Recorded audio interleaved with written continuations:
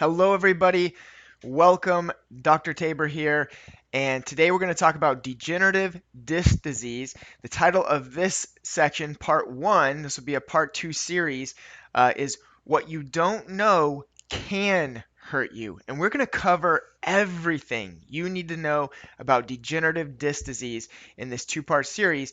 And when we start off in today's short lecture, I'm going to show you some things that might shock you. We're going to cover what percentages, what who degenerative disc disease actually affects in our country, who's most at risk, and exactly what you can do about it as far as prevention and treatment. And so you're looking at your screen here. You can see the phases of degeneration, and this is taught in textbooks all around the world. Where normal is where we have normal function, we have good disc height, there's no calcifications, no bone spurs. Phase one, we start to move into degeneration, the degenerative process, degenerative disc disease. And we start by losing disc height, so a dehydration of the disc. Calcification starts to lay down on the edges of the bone, and that begins to turn into bone spurs. And it can continue to progress if nothing is done. It can continue to progress into phase two, where obviously you can see there on phase two, we have significant loss of disc height, significant bone spurring, degenerative arthritis that's happening in that joint. And what's going on is the body is trying to grow that bone together. So now you can see there with those osteophytes or bone spurs, it's just a big word for bone spurs. When those bone spurs start to grow together and it shifts and continues to progress into phase three, you can see on the right side of your screen there, we'll actually get those bone spurs start to grow together and fuse that joint. So some people, have experienced multiple phases in their spine, but hopefully we can catch, your condition at an early phase, stop it from progressing, and even reverse it back a little bit as much as possible. And I'll explain all of that as we go. But no matter where you are in those phases right now, there is something that you can do. There's some important actions that you need to take to be able to stop that process from getting worse and then also prevent any type of arthritis in other joints that may not have it going on just yet. So let's dive in. Let me share a little bit of information that's going to blow you away about this silent epidemic. We call it a silent epidemic because you typically do not feel this process happening inside of your body until it's too late. And spinal degeneration is really at epidemic proportions today in our society. In fact, most people have it going on in their spine and they may not even know it yet. Let me share with you some statistics of asymptomatic individuals. Now, what does that mean? What does asymptomatic mean? It means people that don't have pain yet, but they have spinal degeneration going on in their spine. So, according to the American Journal of Neuroradiology, a study that they did, a segment of the population, they showed that 96% of 80-year-olds have significant spinal degeneration going on in their body. And then, according to the Chicago Institute of Neurosurgery, 85% of 50-year-olds already have significant spinal degeneration happening. Now, you might say, 50 to 80, that degeneration kind of comes with age. Not true, okay? And I'll show you as we go through here, that's not exactly true. But I give you, 50 to 80, maybe that's more common for degeneration. Well, in today's society, because people are more sedentary, because we're in front of computer screens and we're on cell phones all the time, we're in poor postures, poor degenerative postures all the time. In today's day and age, we're starting to see this silent epidemic of spinal degeneration being present in younger and younger populations of humans. Look, according to that same study from the American Journal of Neuroradiology, they found that 37% of 20-year-olds already have significant stages of spinal degeneration, and 9% of 10-year-olds. According to an article in the back letter, 9% of 10-year-olds, you heard me correctly, have the beginning stages of degeneration. Now, let me show you where we get these numbers. Let me back them up with studies. So this is the study that shows where we got the numbers 96% of 80-year-olds and 37% of 20-year-olds. This study is called Systemic Literature Review of Imaging Features of Spinal Degeneration in asymptomatic population, so people with no pain, right? So let me read this for you here.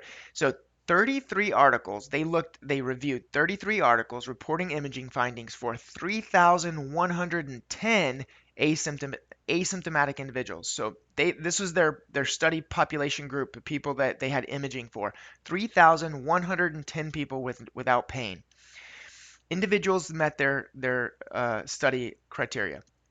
The prevalence of disc degeneration in people without any pain increased from 37% of 20-year-olds to 96% of 80-year-olds. All right.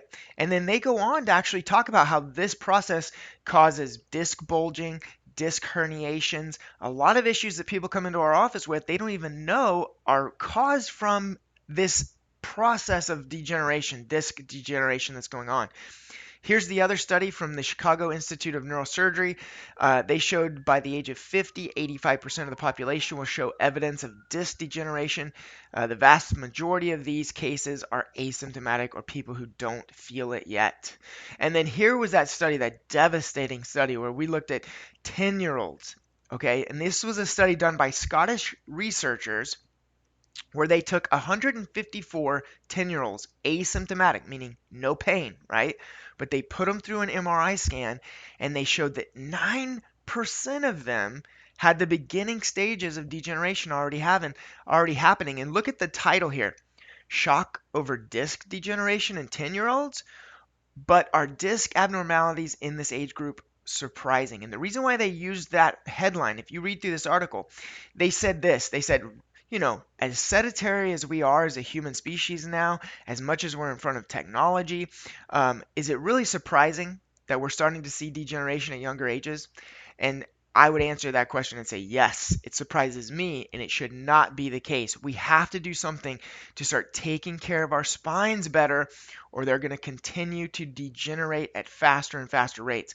Okay, what I just showed you, all the statistics that we just covered, that was people without pain yet. Okay, that was people who in the future will have that experience, that severe pain.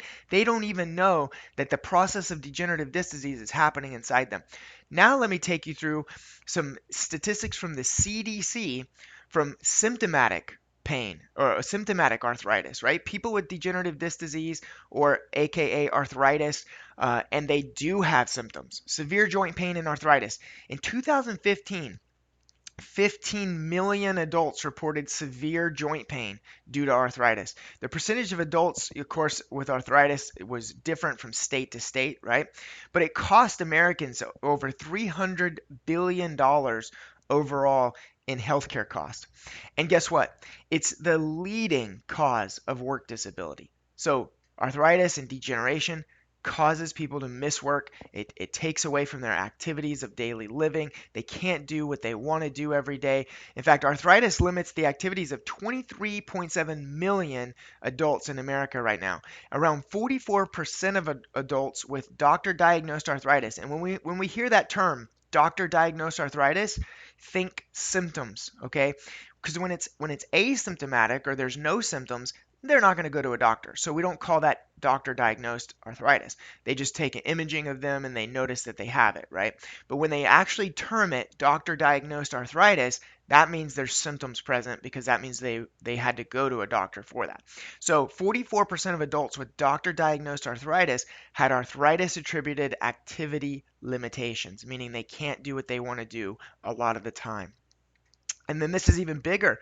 It increases your risk of falls and fall injuries, especially if you're older, especially in through the elderly populations, because we have one major fall and it causes a major fracture, a broken hip or a broken bone, and that could be a downhill slide in your health right from that point. So risk of falls and fall injuries, that's very important.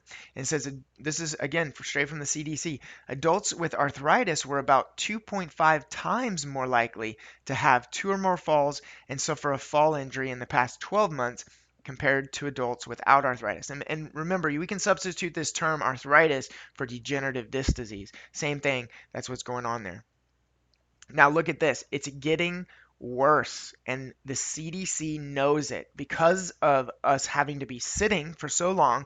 We have desk jobs, we're in front of a computer for hours and hours and hours. We're not getting the exercise that we need, or we're in front of a phone, so we're bent forward. That computer's putting us in a poor posture, and it causes a speed up of a rate of degeneration that can happen in your spine.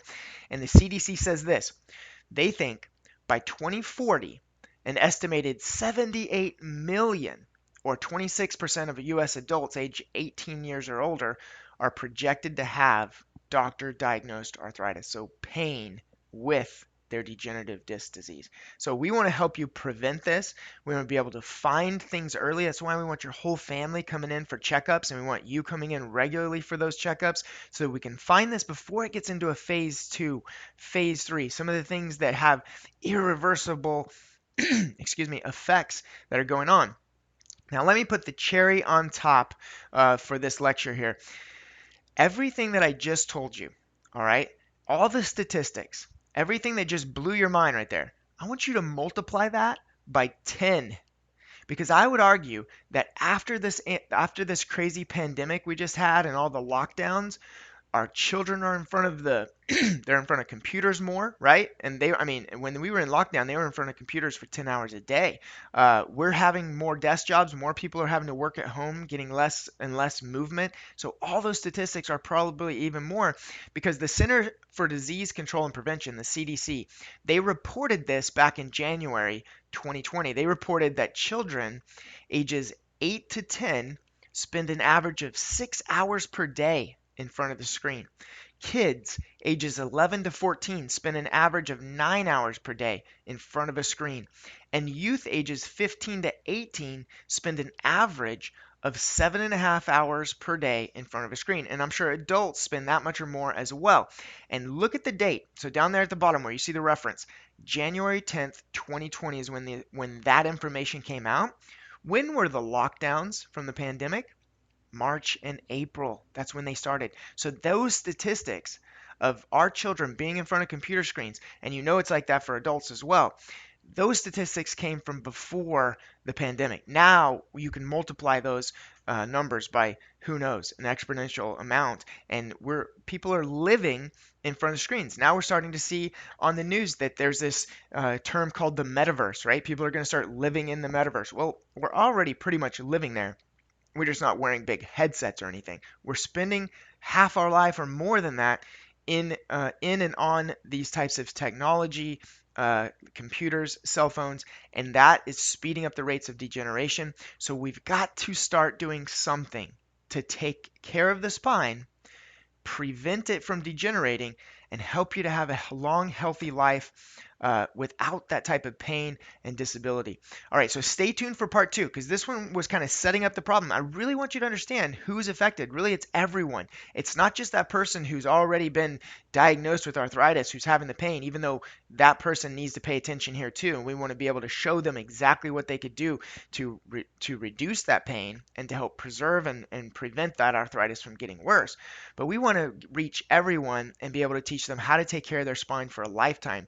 So stay tuned for part 2, and I'm going to walk you through everything you need to know and everything that you need to do on a daily basis, on a weekly basis, to make sure your spine stays healthy and to reduce your risk factors for degenerative disc disease. That's coming up soon. Remember, you only get one spine. Take care of it. I'm Dr. Tabor Smith with Pure Life Family Wellness. Feel free to reach out to us at any time. My information right there on the page. Website's purelifefamilywellness.com. Our email is purelifefamilywellness@hotmail.com. Reach out with any questions. Post below. Be sure to share this video, and we really appreciate it. I'll talk to you on the next one.